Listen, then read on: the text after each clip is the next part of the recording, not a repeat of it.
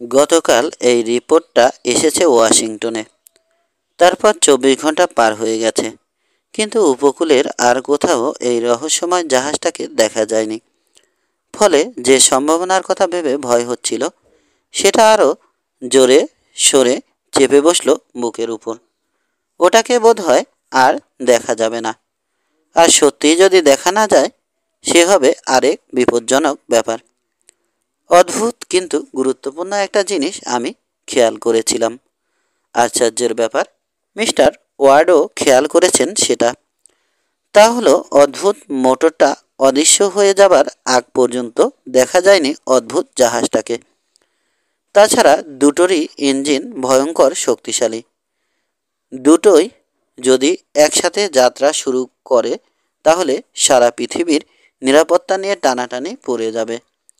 জলে স্থলে উভয় স্থানেই, নৌকায়, যানবাহনে বা পায়ে হেঁটে যাওয়া কোনো মানুষই নিরাপদ থাকবে না। সুতরাং এখন পুলিশের অত্যন্ত তৎপর হওয়া প্রয়োজন। তাদের উচিত যাত্রাপথে মানুষের নিরাপত্তা নিশ্চিত করা। এভাবেই সমস্যাটা আমার সামনে তুলে ধরলেন মিস্টার ওয়ার্ড। আমাদের কাজ কি সেটা তো পরিষ্কার বোঝা যাচ্ছে, কিন্তু কাজটা করব কিভাবে তা বোঝা যাচ্ছে না। এই নিয়ে আরেক দফা আলোচনা করলাম আমরা, কিন্তু লাভ হলো না কিছুই। আমি যখন কেবল উঠতে যাচ্ছি, শেষ একটা ধারণা দিলেন চিফ। একটা জিনিস বোধহয় তুমি খেয়াল করনি স্টক, বললেন তিনি। মোটর আর জাহাজ দুটোরই চেহারার মধ্যে বিস্ময়কর একটা সাদৃশ্য আছে। হ্যাঁ, আপনি ঠিকই বলেছেন, কোথায় যেন একটা সাদৃশ্য আছে। আচ্ছা, তাহলে তো এমনও হতে পারে যে দুটো আসলে একই জিনিস। 6 মিস্টার ওয়ার্ডের ওখান থেকে বেরিয়ে আমার লং স্ট্রিটের বাড়িতে এলাম। মাথার মধ্যে চিন্তার ঝড়। বউ বাচ্চার কোনো বালাই নেই আমার। কাজের মানুষ বলতে পুরানো এক চাকরানি, মায়ের আমল থেকেই আছে। গত গত 15 বছর ধরে সেই আমার সব কিছু দেখাশোনা করে। মাস দুয়েক আগে ছুটি নিয়েছিলাম, তার মধ্যেই ডাক পড়েছিল গ্রেট আইরিতে যাবার জন্যে। আরও 2 সপ্তাহ বাকি আছে সে ছুটির। অথচ এখন সে ছুটি বাতিল করে মিলওয়াকি আর নিউ ইংল্যান্ডের উপকূলে যে রহস্যময় ঘটনা ঘটে গেল, তার পেছনে ছোটা আমার কর্তব্য। এই জোড়া রহস্য সমাধানের জন্যে অনেক চিন্তা ভাবনাই করলাম, কিন্তু কোন সূত্র ধরে সেই মোটর বা জাহাজকে খুঁজে পাওয়া যাবে, তার তো কিছুই বুঝতে পারছি না। নাস্তা ছেড়ে পাইপ ধরিয়ে গা এলিয়ে দিলাম ইজি চেয়ারে, হাতে খবরের কাগজ। কোন খবরটা পড়ব? রাজনীতিতে খুব একটা আগ্রহ নেই আমার। তাছাড়া রিপাবলিকান আর ডেমোক্র্যাটদের চিরকালীন বিবাদের কচানি আর কাহাতক পড়া যায়। সামাজিক টানাপোড়েনের বা খেলার পাতাও ভালো লাগে না। ভাবলাম দেখি তো নর্থ ক্যারোলিনা থেকে গ্রেট আইরি সংক্রান্ত কোনো খবর এসেছে কিনা। এরকম সংবাদ থাকার সম্ভাবনা অবশ্য খুব কম, কারণ মিস্টার স্মিথ বলেছেন তেমন কিছু হলে তৎক্ষণাৎ আমাকে টেলিগ্রাম করে খবর দেবেন। মর্গানটানের মেয়রও যে তথ্য পাবার জন্যে আমার মতো কৌতূহলী হয়ে আছেন, সে ব্যাপারে আমি নিশ্চিত। না, নতুন খবর কিছুই নেই। হাত থেকে কখন কাগজটা পড়ে গেল জানি না। আবার আমি ডুবে গেলাম গভীর চিন্তায়। মিস্টার ওয়ার্ডের শেষ কথাটা মাথার মধ্যে ঘুরপাক খাচ্ছে। দুটো মেশিনই আসলে এক নয় তো?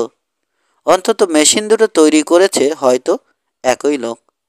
দুটোর ইঞ্জিন যে এক, তাতে কোনো সন্দেহ নেই, কারণ স্থল বা জলপথের সর্বোচ্চ গতিশীল যানের চেয়ে এই দুটি মেশিনই দ্বিগুণ বেগে ছোটে।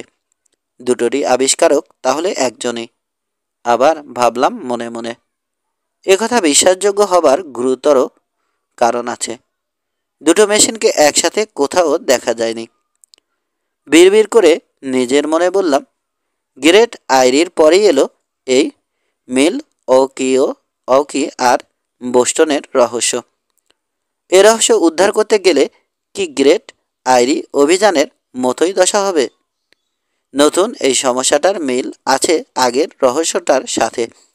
নিরাপত্তা বিঘ্নিত হচ্ছে জনসাধারণের। গ্রেট আইরির ভূমিকম্প বা অগ্ন্যুৎপাতের ভয়ে শুধুমাত্র ব্লু রিজ অঞ্চলের মানুষই ততষ্ট হয়েছিল, কিন্তু এবার তো আমেরিকার প্রত্যেকটা রাস্তা, উপকূল ও সমুদ্র বন্দর হুমকির সম্মুখীন। এদিকে যা ভেবেছিলাম তাই হয়েছে। খবরের কাগজগুলো তিলকে তাল করে জনসাধারণের আতঙ্কের মাত্রা বাড়িয়ে দিয়েছে। ভয়ে কাঠ হয়ে আছে ভীতু নাগরিকরা। আমার বুড়ি চাকরানিটা খুবই সহজ সরল, কুসংস্কার আছে মেলা, সুতরাং তার অবস্থাও কাহিল। ডিনারের পর টেবিল ধোয়া মোছা করতে এসে আমার সামনে দাঁড়ালো সে, এক হাতে পানির বোতল আর এক হাতে তোয়ালে। উৎকণ্ঠার সাথে জানতে চাইল, কোনো খবর পেলেন স্যার? না, জবাব দিলাম আমি। বেশ বুঝতে পারলাম সে কিসের কথা জানতে চাইছে। মোটর গাড়িটাকে আর দেখা যায়নি? না। জাহাজটা? না। সবচেয়ে ভালো কাগজেও কোনো খবর নেই। কিন্তু আপনাদের গুপ্তচরেরা কি বলে? আমরাও বিশেষ কিছু জানি না। তাহলে স্যার, দেশে পুলিশ রেখে লাভ কি বলুন?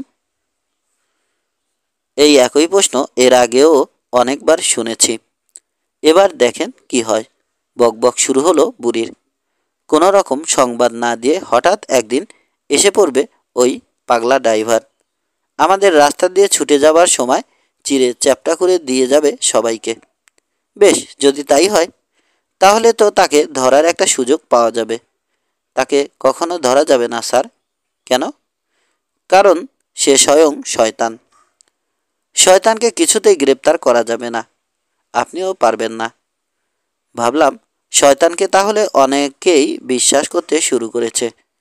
যে রহস্যের জট সারানো যায় না, সেখানে শয়তানকে হাজির করলেই জনসাধারণকে বোঝানো যায় এই সমস্যার সমাধান অসম্ভব।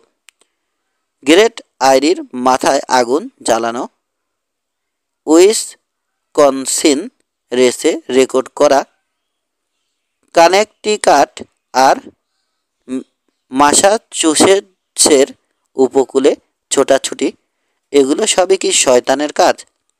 কিন্তু শয়তানকে বাদ দিলেও ভীষণ একটা সমস্যার মুখোমুখি যে হয়েছি আমরা, তাতে সন্দেহ নেই। দুটো মেশিনই কি চিরকালের মতো উধাও হয়ে গেল? এটা ছুটে গিয়েছিল উল্কার মতো, মহাকাশে খসে পড়া তারার মতো। 100 বছর পর এই দুঃসাহসিক ঘটনা হয়তো পরিণত হবে কিংবদন্তিতে। আগামী শতাব্দী জুড়ে হয়তো এটা হবে গল্পের খোরাক। বেশ কয়েকদিন ধরে আমেরিকা ইউরোপের কাগজগুলো গরম গরম খবর ছাপল। সম্পাদকীয়র উপর সম্পাদকীয়, গুজবের উপর গুজব, গপ্পবাজদের তো পোয়াবারো। দুই মহাদেশের সমস্ত লোক যেন একেবারে মেতে উঠল। ইউরোপের কোথাও কোথাও এমনকি ঈর্ষান্বিত হলো মানুষ। এমন একখানা খাসাকাণ্ড ঘটছে কিনা আমেরিকায়। এই বৈজ্ঞানিক যদি আমেরিকান হয়, তাহলে বেটাদের স্থলবাহিনী, নৌবাহিনীর তো মহা উন্নতি হবে। অন্য সব দেশের সামরিক শক্তিকে ছাড়িয়ে যাবে ওরা। 10 জুন নিউ ইয়র্কের এক খবরের কাগজে প্রকাশিত হলো একটা গুরুত্বপূর্ণ প্রবন্ধ। দ্রুততম যানের সাথে মনস্থাতম যানের তুলনামূলক বিচার করে বলা হয়েছে, আমেরিকা যদি এই আবিষ্কারের গোপন তথ্য জেনে ফেলে, তাহলে ইউরোপ আসতে তাদের সময় লাগবে 3 দিন। কিন্তু ইউরোপ থেকে আমেরিকায় কেউ 5 দিনের আগে যেতে পারবে না। গ্রেট আইরি রহস্যের ব্যাপারে মাথা ঘামিয়েছিল আমেরিকান পুলিশ, কিন্তু নতুন এই সমস্যার পেছনে আদা জল খেয়ে লাগলো পৃথিবীর সব দেশের ডিটেকটিভরা। মিস্টার ওয়ার্ডের সাথে দেখা হলেই এই প্রসঙ্গ ওঠে। উনি আলোচনা শুরু করেন গ্রেট আইরিতে আমার ব্যর্থতা নিয়ে। আমি তখন বলি, টাকা ঢাললেই সব সমস্যার সমাধান হয়ে যাবে। জবাবে তিনি বলেন, কিছু মনে করো না স্টক, সুযোগ এখনও হাতছাড়া হয়ে যায়নি তোমার। পৃথিবীর সমস্ত ডিটেকটিভের আগেই যদি মোটর আর জাহাজের রহস্য উদ্ঘাটন করতে পারো, তাহলে ভেবে দেখো কতখানি গৌরব বাড়বে আমেরিকান পুলিশের। তোমাকে নিয়ে তো ধন্য ধন্য পড়ে যাবে। হ্যাঁ, তা ব্যাপারটা যদি আমার হাতে ছেড়ে দেন। থামো থামো, একটু ধৈর্য ধরো। এরকম পরিস্থিতিতে 15ই জুন আমার বুড়ি চাকরানিটা একটা রেজিস্ট্রি চিঠি দিয়ে গেল। চিঠিটা দেখলাম, অপরিচিত হাতের লেখা। পোস্ট অফিসের ছাপ দেখে বুঝলাম 2 দিন আগে চিঠিটা পোস্ট করা হয়েছে মর্গানটন থেকে। মর্গানটন? মিস্টার ইলিয়াস স্মিথ চিঠি লিখলেন তাহলে? হাতের কাছে আর কাউকে না পেয়ে খুশিতে চিৎকার করে বুড়িকে বললাম, মিস্টার স্মিথের চিঠি। মর্গানটনের আর কাউকে তো আমি চিনি না, তার চিঠি লেখার মানে খবর আছে। মর্গানটন? বলল বুড়ি, ওখানকার পাহাড়েই তো আগুন জ্বালিয়েছিল শয়তানেরা, তাই না? ঠিক ধরেছ স্যার। আপনি আবার মর্গানটনে যাবেন নাকি? কেন যাব না কেন? কারণ গেলে গ্রেট আইরির আগুনে পুড়ে ছাই হয়ে যাবেন। আমি চাই না আপনি ওভাবে অপঘাতে মারা যান স্যার। অত ভয় পেও না, আগে দেখি সংবাদটা ভালো না খারাপ। লাল গালা দিয়ে খামের মুখ বন্ধ করা। সিলমোহরটা আজব ধরনের। একটা কোট অব আর্মস, তার উপরে 3টে তারা। পুরো মজবুত কাগজের খামটা ছিঁড়ে চিঠি বের করলাম। একটা মাত্র পাতা, 4 ভাঁজ করা। কাগজের এক পৃষ্ঠে শুধু লেখা হয়েছে চিঠিটা। প্রথমেই চোখ পড়ল নামের দিকে, নাম নেই। চিঠির শেষে শুধু 3টি অক্ষর। আরে, এ চিঠি তো মর্গানটনের মেয়রের নয়, বললাম আমি। তাহলে কার? জানতে চাইল বুড়ি, চোখে মুখে কৌতূহল। অক্ষর 3টে আবার ভালো করে দেখে বললাম, জানি না। মর্গানটনের নাকি অন্য জায়গার কেউ এ চিঠি লিখেছে বুঝতে পারছি না। হাতের লেখাটা স্পষ্ট, সব শুদ্ধ 20 লাইনের চিঠি। যাই হোক, চিঠিটা হুবহু তুলে দিচ্ছি, কারণ চিঠিটা লেখা হয়েছে কোথা থেকে এটা চোখে পড়তেই একেবারে বোকা বনে গিয়েছিলাম। চিঠিটা লেখা হয়েছে গ্রেট আইরি থেকে। Great Eyrie, Blue Ridge Mountains, North Carolina, 13ই জুন। পাবেন Mister Stock, chief inspector of police, 34 Long Street, Washington DC. জনাব, গ্রেট আইরির ভেতরের রহস্য উদ্ঘাটন করার দায়িত্ব দেওয়া হয়েছিল আপনার উপর। গত 28শে এপ্রিল মর্গানটনের মেয়র আর 2 জন গাইড সহ আপনি এসেছিলেন গ্রেট আইরিতে। পাথুরে দেয়ালের পাদদেশে পৌঁছেছিলেন আপনি। দেয়ালের চারপাশে চক্করও দিয়েছিলেন, কিন্তু উঠতে পারেননি। দেয়ালটা বড় বেশি খাড়া আর উঁচু। আপনি পাথরের একটা ফাটল খুঁজছিলেন, পাননি। একটা কথা পরিষ্কার জেনে রাখুন, আজ পর্যন্ত গ্রেট আইরিতে কেউ ঢোকেনি। যদি বা কেউ ঢোকে, তাহলে সে আর বেরোতে পারে না। যা করেছেন করেছেন, আর চেষ্টা করতে যাবেন না। প্রথমবার ভালোই ভালোই ফিরে গিয়েছিলেন, কিন্তু দ্বিতীয়বার যদি চেষ্টা করেন, ফলাফলটা প্রথমবারের মতো হবে না, ডেকে আনবে সমূহ বিপদ। সাবধান করে দিলাম। এটাকে হেসে উড়িয়ে দেবেন না। যদি দেন, জানবেন কপালে খারাপই আছে আপনার। 7, স্বীকার করতে বাধা নেই, চিঠিটা পড়ে কিংকর্তব্য বিমুগ্ধ হয়ে গেলাম। নিজের অজান্তেই মুখ থেকে বেরিয়ে এলো বিস্ময় ধ্বনি। আমার দিকে চেয়ে ছিল বুড়ি, বুঝতে পারছিল না কি করবে। বলল, খবর খারাপ নাকি স্যার? বুড়ি খুব বিশ্বাসী, ওর কাছে আমি প্রায় কিছুই গোপন করি না। তাই গোটা চিঠিটা পড়ে শোনালাম। উদ্বিগ্ন মুখে শুনল বুড়ি। ফাজলামো করেছে কেউ, বললাম আমি। বুড়ির খুব কুসংস্কার আছে, বলল, এই চিঠি স্বয়ং শয়তান না লিখলেও শয়তানের দেশ থেকে এসেছে, এটা ঠিক। চলে গেল সে। চিঠিটা আরেকবার পড়লাম। আমার দীর্ঘ বিশ্বাস হলো কেউ ইয়ার্কি করেছে। গ্রেট আইরি মিশন যে ব্যর্থ হয়েছে সে কাহিনী সব কাগজেই প্রকাশিত হয়েছে। আমেরিকায় ব্যঙ্গ করার মতো লোকের অভাব নেই। তাদেরই কেউ এই ভয়ঙ্কর চিঠি পাঠিয়েছেন আমাকে বিদ্রূপ করার জন্যে। আরেকটা কথা আমার মনে হলো, গ্রেট আইরিকে যে চোর ডাকাতের আস্তানা মনে করা হয়েছিল সে ধারণা একেবারে বাজে। তারা তো পুলিশের নাগালের বাইরেই থাকতে চায়। নিজেদের আস্তানার ঠিকানা ফাঁস করে পুলিশকে হুমকি দেয় না। চ্যালেঞ্জ করলে পুলিশ যে দ্বিগুণ তৎপর হয় এটা তারা ভালো করেই জানে। ডিনামাইট বা মেলেনাইট ব্যবহার করলেই খান খান হয়ে যাবে তাদের দুর্গ।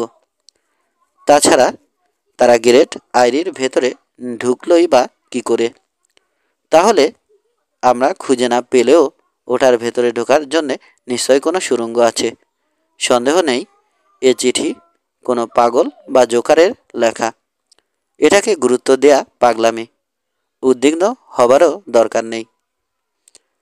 চকিতে একবার ভেবেছিলাম চিঠিটা মিস্টার ওয়ার্ডকে দেখাবো, কিন্তু সব দিক বিবেচনা করে সে চিন্তা বাদ দিলাম।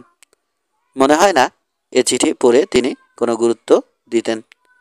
তবে চিঠিটা আমি নষ্ট করলাম না, তালা বন্ধ করে রাখলাম ডেস্কে। ভবিষ্যতে একই লোকের লেখা আরও চিঠি যদি পাই তবু পরোয়া করব না। দিন কয়েক বেশ শান্তিতে কাটল। ওয়াশিংটন ছেড়ে যাবার মতো কোনো ঘটনা ঘটল না।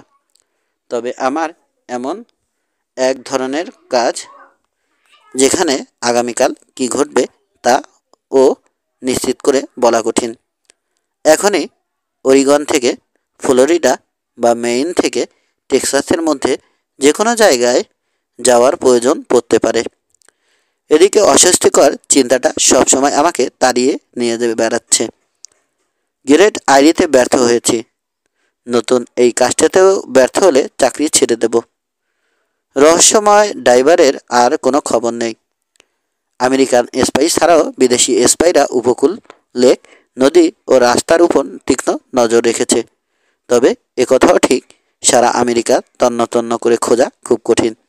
দুটো মেশিনের কোনোটাকেই নিরিবিলি জায়গায় দেখা যায়নি।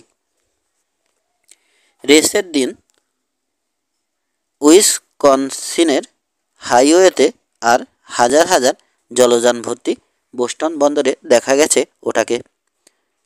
কিন্তু এগুলো লুকানোর জায়গা নয়। দুঃসাহসী ড্রাইভার যদি বেঁচেও থাকে সে নিশ্চয় আমেরিকা ছেড়ে চলে গেছে। হয়তো অন্যান্য দেশের পানি তোলপাড় করে ফিরছে, অথবা বিশ্রাম নিচ্ছে এমন এক জায়গায় যে জায়গা সে ছাড়া আর কেউ চেনে না। আর সত্যি যদি তাই হয়। হঠাৎ টনক নড়ল আমার। লুকাতেই যদি হয় তাহলে গ্রেট আইরির চেয়ে ভালো লুকানোর জায়গা আর কোথায় আছে? কিন্তু একটা জাহাজ বা মোটর গাড়ি তো সেখানে যেতে পারে না। ঈগল বা কন্নর এ ধরনের বিশাল শিকারী পাখিরাই শুধু সেখানে যেতে পারে। 19 জুন পুলিশ ব্যুরোর উদ্দেশ্যে বাড়ি থেকে বেরিয়েই মনে হলো দুজন লোক যেন আমাকে লক্ষ্য করছে। কিন্তু আমি তখন অন্য চিন্তায় বিভোর, তাই ব্যাপারটাকে তেমন পাত্তা দিলাম না। কিন্তু ফেরার পর বুড়ির কথা শুনে আমাকে নড়ে চড়ে বসতে হলো। সে নাকি খেয়াল করেছে বেশ কিছুদিন ধরে দুজন লোক আমার উপর নজর রেখেছে। বাড়ির 100 ধাপ দূরে ঠায় দাঁড়িয়ে থাকে দুজনে। আমি বেরোলেই পিছু নেয়। ঠিক মতো দেখেছ? জানতে চাইলাম আমি। জি স্যার, গতকালই তো লোক দুটো এলো আপনার পেছন পেছন। দরজা বন্ধ করে দিতে চলে গেল ওরা। ভুল দেখনি তো? না স্যার, এই লোক দুটোকে দেখলে তুমি চিনতে পারবে? পারবো। বেশ, হো হো করে হেসে উঠে বললাম, তোমার মধ্যে ডিটেকটিভ হবার গুণাবলী আছে দেখছি। তোমাকে তো আমাদের দলে টেনে নেওয়ার দরকার। ঠাট্টা করছেন স্যার? করেন, কিন্তু মনে রাখবেন আমার চোখে ছানি পড়েনি। লোক চিনতে চশমার দরকার হয় না আমার। আপনার পেছনে যে লোক লেগেছে তাতে কোনো সন্দেহ নেই। আপনার উচিত ওদের পেছনে আপনাদের লোক লাগিয়ে দেয়া। তা করা যাবে। ওকে খুশি করার জন্যে বললাম আমি। আমার লোক ওদের পাকড়াও করলেই জানা যাবে বেটারা আমার কাছে কি চায়। সত্যি কথা বলতে কি, বুড়ির কথার খুব একটা গুরুত্ব দিলাম না। তবু বললাম, এবার থেকে বাইরে গেলে চোখ কান খোলা রেখে চলব। তাই করবেন স্যার। অযথা ভয় পায় এই বুড়ি, তাই আবার বলল, এবার ওদের দেখলে বাইরে যাবার আগেই সাবধান করে দেব আপনাকে। তাই করো বলে ইতি টানলাম আলোচনার। বুড়িকে বকর বকর চালাতে দিলে শেষমেশ হয়তো বলে ফেলবে স্বয়ং শয়তান তার প্রধান চালা নিয়ে লেগে পড়েছে আমার পেছনে। পরের দুদিন ভালো করে খেয়াল করলাম, কোনো স্পাইয়ের চিহ্নমাত্র চোখে পড়ল না। ভাবলাম বুড়ির পুরানো স্বভাব রয়ে গেছে, অযথা ভয় পাওয়া। কিন্তু 22 জুন সকালে হাঁপাতে হাঁপাতে বুড়ি উঠে এলো ওপর তলায়। চাপা গলায় বলল, স্যার স্যার। কি ব্যাপার? বেটারা এসেছে। বেটারা এসেছে? কারা? স্পাই 2জন। তাই নাকি? হ্যাঁ, রাস্তায় দাঁড়িয়ে আছে, জানালার একেবারে সামনেই। বাড়ির উপর নজর রেখেছে। আপনি বাইরে গেলেই পিছু নেবে।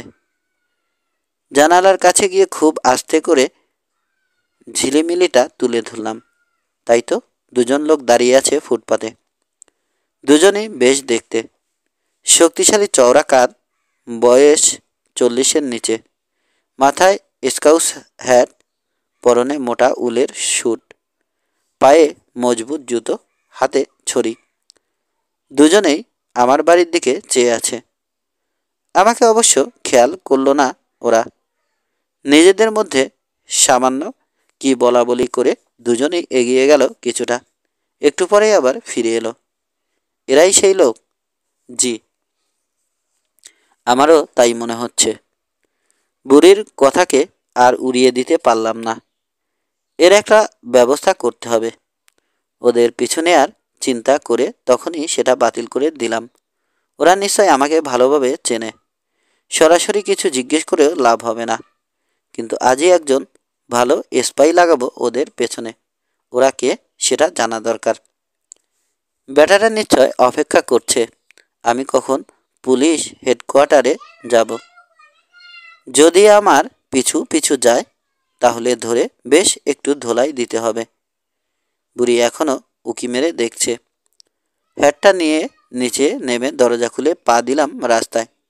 গায়েব হয়ে গেছে দুজনেই। সারাদিন অনেক চেষ্টা করেও আর ওদের দেখতে পেলাম না। পরেও বাড়ির সামনে বা আর কোথাও বেটাদের চোখে পড়ল না। কিন্তু দুজনেরই চেহারা মনে গেঁথে গেছে। যেখানেই দেখি ঠিক চিনতে পারবো। পরে ভাবলাম অন্য কারো উপর নজর রাখতে গিয়ে হয়তো আমার পিছু নিয়েছিল ওরা। কয়েকদিন পর ভুল বুঝতে পেরেছে। শেষমেশ ভাবলাম MOW নামে লেখা পুরো চিঠিটার মতোই এ বিষয়েও গুরুত্ব দেওয়ার দরকার নেই। 24শে জুন জানা গেল আরেক ঘটনা। আবার চাঙ্গা হয়ে উঠলাম আমি। কৌতূহলী হয়ে উঠল জনসাধারণ। খবরটা প্রথম প্রকাশিত হলো ওয়াশিংটন ইভিনিং স্টারে, পরদিন সবকটা কাগজে। টোপেকার 40 মাইল পশ্চিমে অবস্থিত কানসাসের লেক কার্ডাল। জায়গাটা এমন কিছু বিখ্যাত নয়, কিন্তু এই লেকই ঘটনার কেন্দ্রবিন্দু হয়ে দাঁড়িয়েছে। চারপাশে পাহাড় ঘেরা এই লেক। পানি বেরিয়ে যাবার কোনো পথ নেই। বাষ্প হয়ে উড়ে যাওয়া পানির ঘাটতি পূরণ করে আশেপাশের ছোট নদী ও ভারী বৃষ্টি।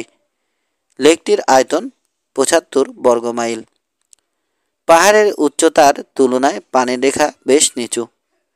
এখানে আসতে হলে সরু গিরিসংকটের ভেতর দিয়ে আসা ছাড়া উপায় নেই। পারে অনেকগুলো গ্রাম আছে। এখানে প্রচুর মাছ, তাই প্রচুর জেলে নৌকাও আছে। কোনো কোনো জায়গায় তীরের কাছে পানির গভীরতা 50 ফুট। তীর বরাবর মাথা উঁচিয়ে আছে চোখা পাহাড়। বাতাসের বেগ বাড়লে বড় বড় ঢেউ আছড়ে পড়ে তীরে। কখনো কখনো সামুদ্রিক ঝড়ের মতো ফুঁসেও উঠে আঘাত হানে গ্রামে। যে হ্রদের তীরেই পানি এত গভীর, তার মাঝখানটা কতখানি গভীর হবে তা সহজেই আন্দাজ করা যায়। শোনা যায় পানি নাকি কোথাও 300 ফুটের চেয়েও বেশি গভীর। এখানে মাছের ব্যবসা চালাচ্ছে কয়েক হাজার জেলে। হ্রদ পারাপারের জন্যে কয়েকশো জেলে নৌকা ছাড়াও ডজনখানেক ছোট স্টিমার আছে। পাহাড়ের বাইরে চারপাশ ঘিরেই আছে রেলপথ। এই পথেই মাছ চালান দেয়া হয় কানসাস ও প্রতিবেশী রাষ্ট্রগুলোতে। আমরা যে ঘটনা বর্ণনা করতে যাচ্ছি সেটা পুরোপুরি হৃদয়ঙ্গম করতে হলে লেক কার্ডালের এই বিবরণ দরকার। বিবরণের পরেই শুরু হয়েছে ইভিনিং স্টারের চমকপ্রদ কাহিনী। বেশ কিছুদিন ধরে এখানকার জেলেরা একটা অদ্ভুত ব্যাপার লক্ষ্য করছে। আশ্চর্যজনকভাবে ফুলে উঠেছে হ্রদের পানি। মাঝে মাঝে মনে হচ্ছে হ্রদের তলদেশ থেকে কিসের ঠেলায় যেন ফেঁপে উঠছে পানি। একেবারে শান্ত পরিবেশ। যখন একটু বাতাসও বয় না, তখনও ফেনায়িত হয়ে ফুঁসে উঠছে পানি। স্রোত আর ঢেউয়ের এই অতর্কিত মিলিত আক্রমণে প্রায়ই ছিটকে চলে যাচ্ছে নৌকাগুলো। সম্ভব হচ্ছে না নিয়ন্ত্রণ করা। কখনো একটার সাথে আরেকটা নৌকা ধাক্কা লেগে প্রচুর ক্ষয়ক্ষতি হচ্ছে। নিশ্চয় কিছু একটা ঘটছে হ্রদের তলদেশে। অনেক রকম কথা শোনা যাচ্ছে এ বিষয়ে। প্রথমে মনে করা হয়েছিল ভূমিকম্প, পরে অগ্ন্যুৎপাত, কিন্তু পরে সে ধারণা ভুল প্রমাণিত হয়েছে। কারণ ঘটনাটা বিশেষ একটা জায়গায় ঘটছে না। কখনো ছুটে যাচ্ছে তীর বরাবর, কখনো হ্রদের এ প্রান্ত থেকে ও প্রান্তে, আবার কখনো ঠিক মাঝখানে। সুতরাং ভূমিকম্প বা আগ্নেয়গিরির অগ্ন্যুৎপাতের ধারণা একেবারেই ধোপে টেকে না। আরেকটা কথা শোনা গিয়েছিল, কারো মতে এটা কোনো জলজ দানব। কিন্তু দানবটা যদি হ্রদেই জন্মগ্রহণ করে বড় হয় না হয়, তাহলে এটাকে অবশ্যই বাইরে থেকে আসতে হবে। কিন্তু বাইরের কোনো জলপথের সাথে লেক কার্ডালের সম্পর্ক নেই। হ্রদটা যদি কোনো মহাসাগরের কাছে হতো, তাহলে না হয় ভূগর্ভে সুড়ঙ্গ পথে পানি আসতে পারত। কিন্তু আমেরিকার ঠিক মাঝখানে সমুদ্রপৃষ্ঠের বেশ কয়েক হাজার ফুট উপরে এটা অসম্ভব। মোট কথা, এই ঘটনা জন্ম দিয়েছে আরেক ধাঁধার। আর এ ধাঁধার সমাধান করার চেয়ে ভুল ব্যাখ্যার অসম্ভাব্যতা যাচাই করা অনেক সোজা। হ্রদের তল দিয়ে কি চলাফেরা করছে কোনো ডুবোজাহাজ? এ ধরনের জাহাজ তো আর অসম্ভব বস্তু নয়। এখন কয়েক বছর আগে কানেকটিকাটের ব্রিজপোর্টে একটা জাহাজ দেখা গেছে, নাম দি প্রোটেক্টর। এটা পানির উপর দিয়ে, নিচ দিয়ে, এমনকি ডাঙাতেও চলতে পারত। জাহাজটা আবিষ্কার করেছিলেন লেক নামের এক বৈজ্ঞানিক। দুটো মোটর ছিল যন্ত্রটায়। 75 হর্স পাওয়ারের বৈদ্যুতিক মোটর একটা, আরেকটা 250 হর্স পাওয়ারের পেট্রোল মোটর, সাথে 1 গজ ব্যাসের চাকা।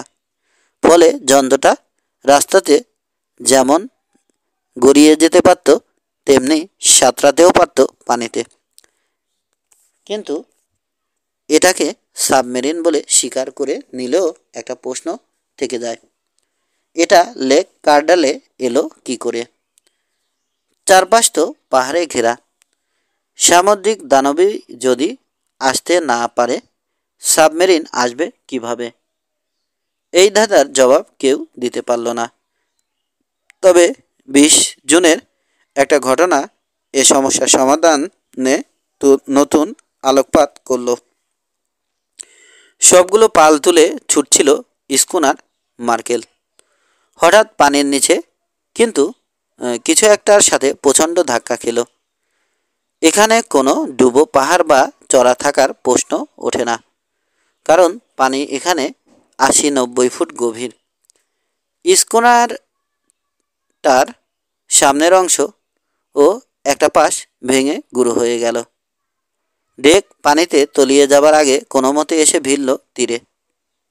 পাম্প করে মার্কেল থেকে সমস্ত পানি বের করে দিয়ে ডাঙায় তুলে পরীক্ষা করে দেখা গেল ওটার সামনের অংশে র্যাম রডের মতো শক্ত কিছু আঘাত হেনেছে। আর কোনো সন্দেহ নেই, একটা সাবমেরিনই ছুটে বেড়াচ্ছে রোদের তলে। সমস্যাটা আসলেই শক্ত, আর সমস্যা একটাও নয়। সাবমেরিনটা রোদে এলো কি করে, সে সমস্যা তো আছেই, উপরন্ত এলোই বা কেন? পানির উপর একবারও ভেসে উঠছে না কেন? ওটার মালিকের আত্মগোপন করে থাকারই বা কী অর্থ? ওটার দ্বারা কি আরও কিছু নৌকা বা জাহাজ দুর্ঘটনা ঘটার সম্ভাবনা আছে? ইভিনিং স্টারের আর্টিকেল শেষ করা হয়েছে দারুণ একটা মন্তব্য টেনে।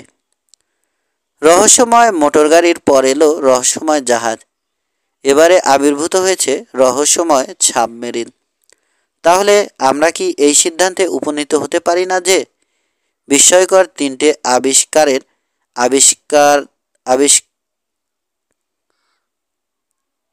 আবিষ্কর্তা একজনই, এবং তিনটে মেশিনই আসলে একটা মেশিন?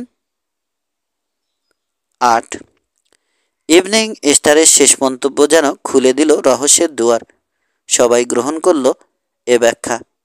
মেশিন তিনটের আবিষ্কর্তা যে একজন, শুধু তাই নয়, তিনটে আসলে একই মেশিন।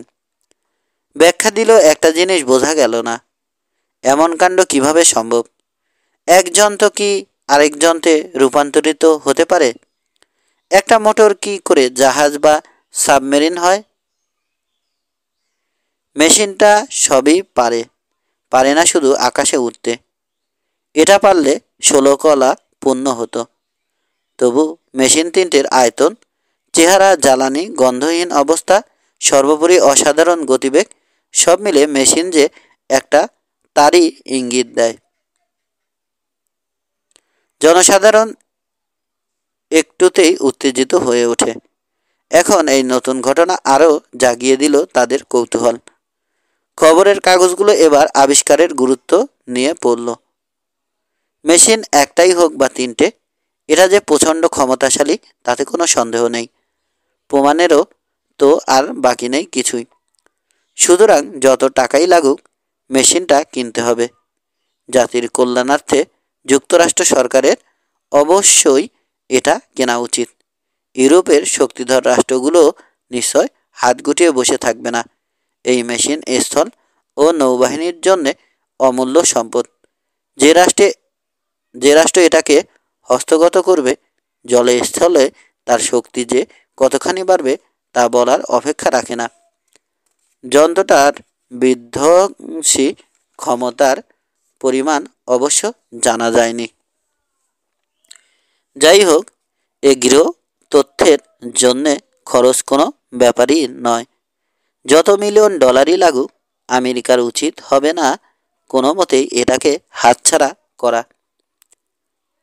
কিন্তু কথা হলো, মেশিন কিনতে গেলে তো এটার আবিষ্কর্তাকে খুঁজে বের করতে হবে। আর এখানেই এইখানে যত গোল।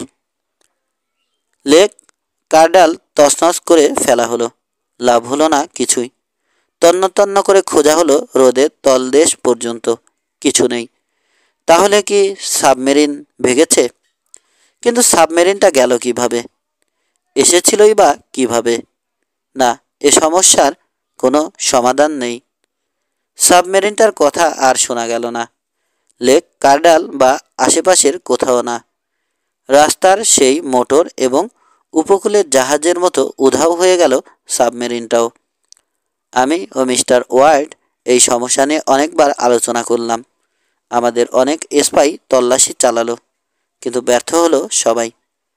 27 জুন সকালবেলা মিস্টার ওয়ার্ড ডেকে পাঠালেন আমাকে।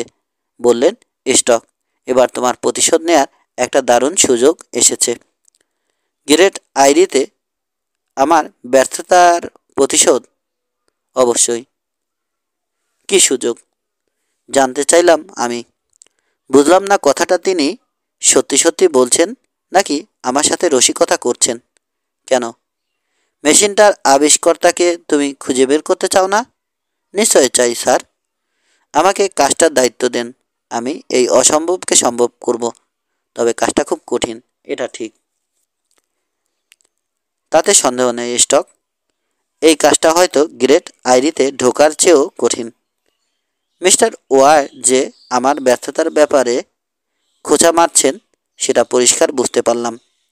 তবে এ খোঁচা নির্দয়তার প্রকাশ নয়। খোঁচা মেরে আমাকে তাতিয়ে তুলতে চাইছেন যাতে আমি নতুন উদ্যমে ঝাঁপিয়ে পড়ি। কিছু না বলে তার নতুন নির্দেশের অপেক্ষায় রইলাম।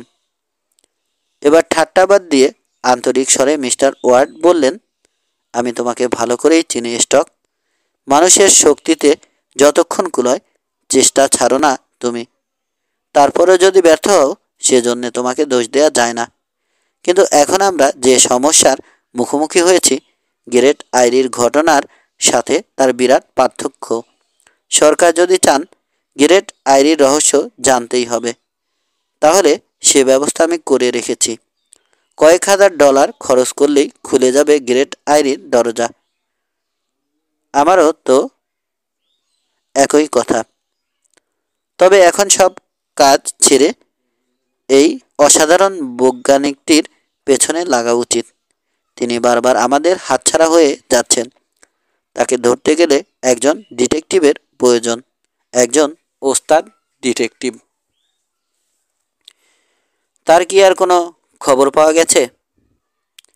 না, হিসেব মতো লেক কার্ডালেই তার থাকা উচিত। কিন্তু তন্ন তন্ন করে খুঁজেও তার পাত্তা পাওয়া যায়নি। যে কেউ ভাবতে পারে গায়েব হয়ে যাবার ক্ষমতাও তার আছে। আমার মনে হচ্ছে তিনি নিজে ইচ্ছে করে দেখা না দিলে কেউ তাকে দেখতে পাবে না। ঠিকই বলেছ। তাই আমার ঘুরে ফিরে শুধু মনে হচ্ছে তার সাথে দেখা করার একটা মাত্র পথই আছে। এমন মোটা টাকার লোভ তাকে দেখাতে হবে যেন তিনি তার আবিষ্কারটি বিক্রি করতে অবশ্যই রাজি হন। ঠিক চিন্তাই করেছেন মিস্টার ওয়ার্ড। সরকার যথাসাধ্য চেষ্টা করছে লোকটার সাথে দেখা করতে। রাজি হয়েছে মোটা টাকা দিতে। প্রতিটা খবরের কাগজে ফলাও করে ছাপা হয়েছে সে সংবাদ।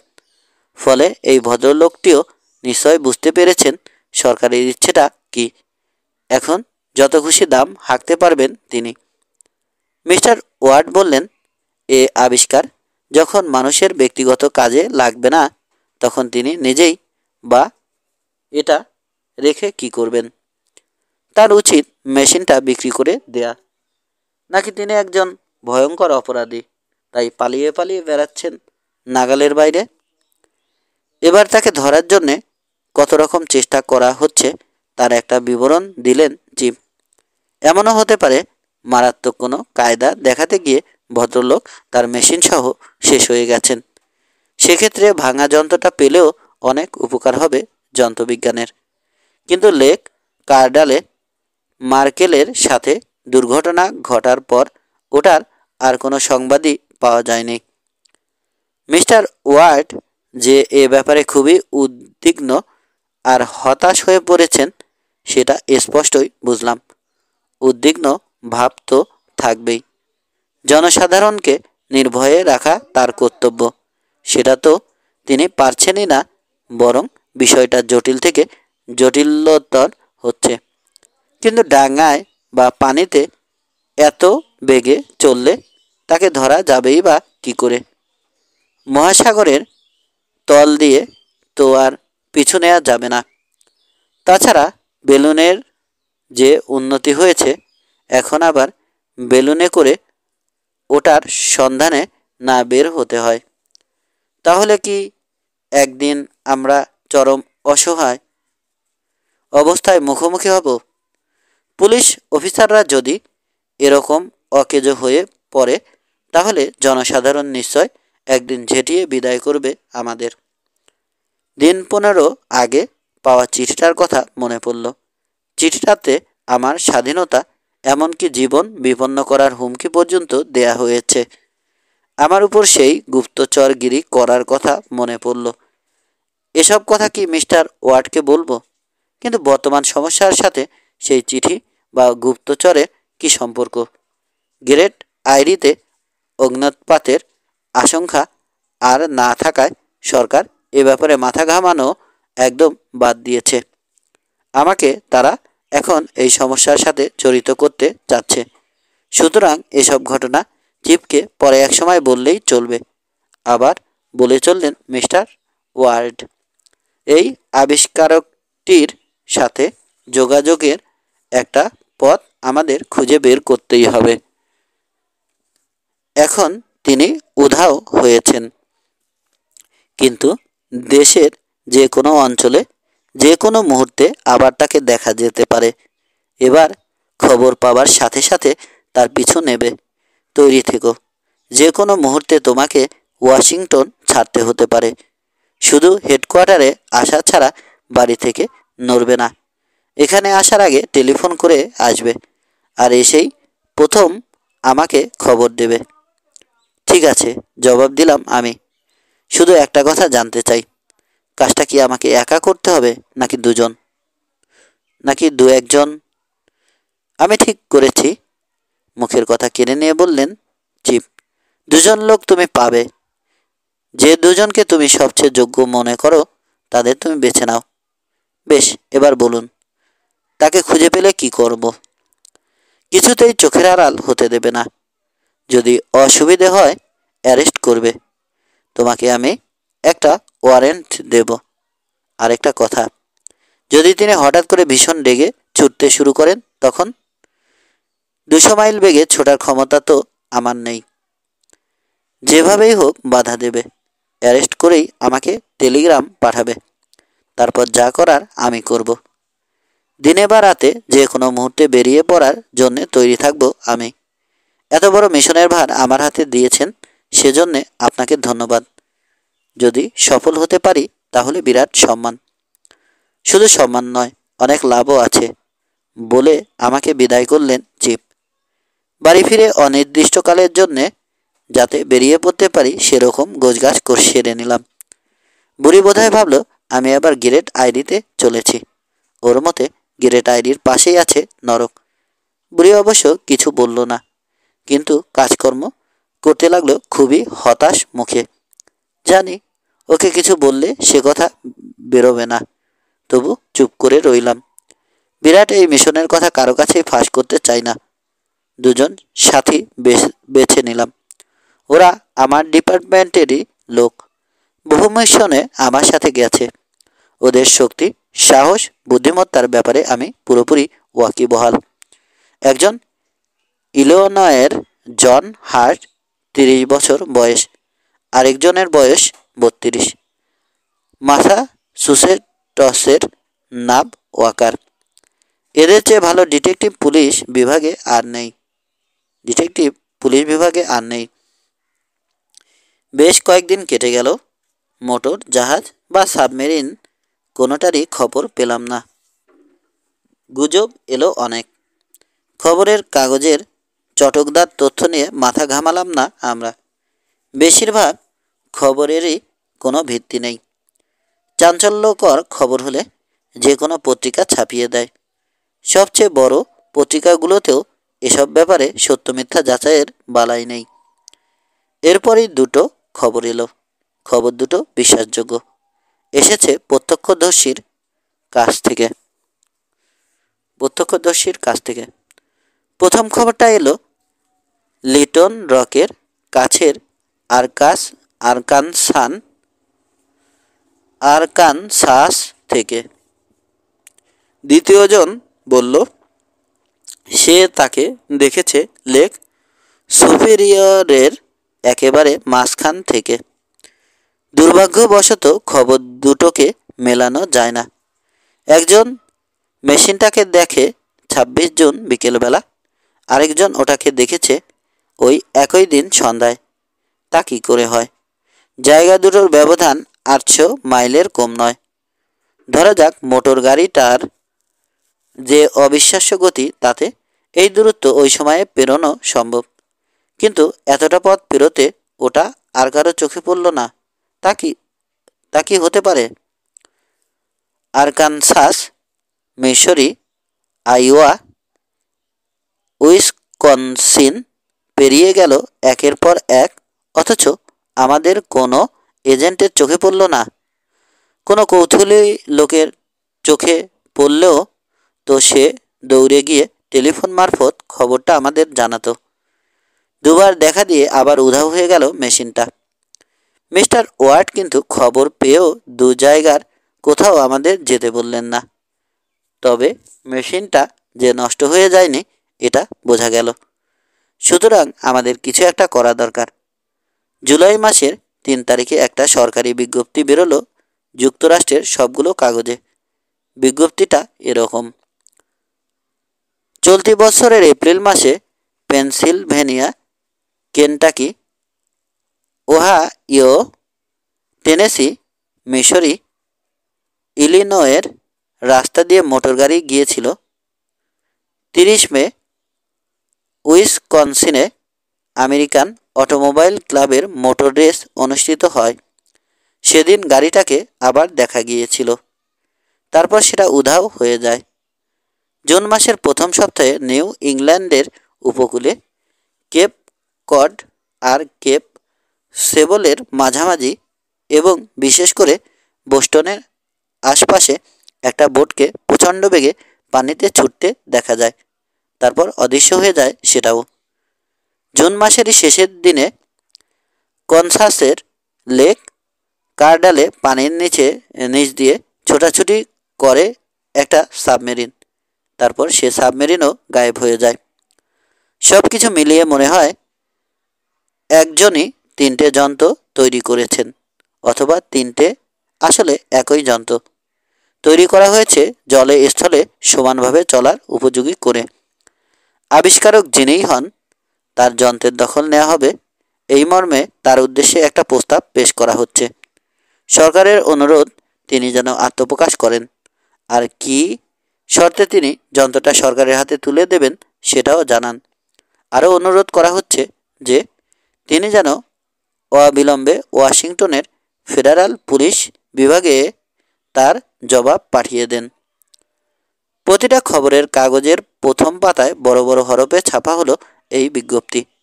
আবিষ্কারক ভদ্রলোক যেখানেই থাকুন, বিজ্ঞপ্তিটা তার চোখে পড়বেই। তিনি এটা পড়বেন, আর পড়লে কিছু একটা উত্তর নিশ্চয় দেবেন। সরকারের এরকম একটা নিঃশর্ত প্রস্তাবে সাড়া না দেওয়ার মতো বোকামি নিশ্চয় তিনি করবেন না। উত্তর আসবেই। এখন শুধু ধৈর্য ধরে অপেক্ষা করা সেই উত্তরের।